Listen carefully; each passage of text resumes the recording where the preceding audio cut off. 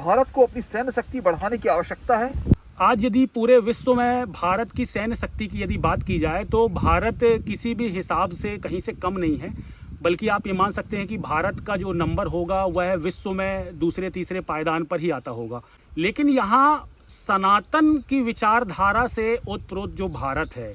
भारत को यह समझना होगा कि आप कितने भी प्रकार के हथियार बना लें या कितनी भी अपनी सैन्य शक्ति का विकास कर लें, उससे आप पूरे विश्व को प्रेम का मार्ग नहीं सिखा सकते। जबकि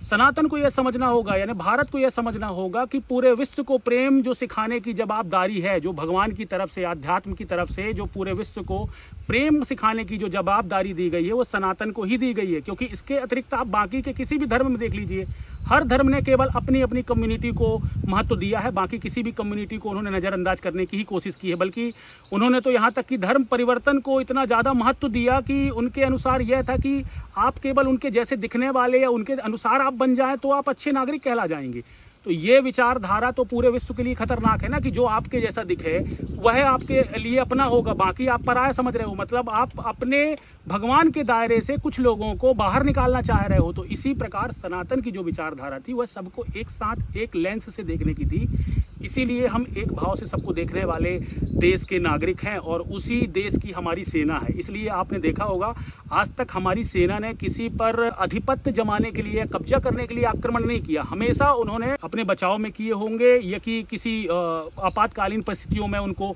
इस तरीके का उनको कदम उठाना पड़ा होगा। तो निश्चित रूप से आप यह कह सकते हैं कि भारत की जो सैन्य शक्ति है वह बाकी के देशों की तुलना में तो ऊपर ही होनी चाहिए। लेकिन भारत इस बात की पहल अवश्य करे कि जो भी देश हैं, जो बाकी के देश हैं, उनको अपने हथियारों को कम करने के लिए प्रेरित करें, ताकि जितने ज़्यादा पूरे विश्व के हथियार हम कम से कम कर सकें। और हो सके तो हम एक ऐसी योजना बना सकें कि पूरे विश्व के जो भी परमाणु या बड़े बड़े विशाल हथियार है जिससे किसी भी देश का विनाश हो सकता है, उन्हें हम केवल एक आयरलैंड में जा करके स्थायी तौर पर उन्हें रख दें और सभी देश के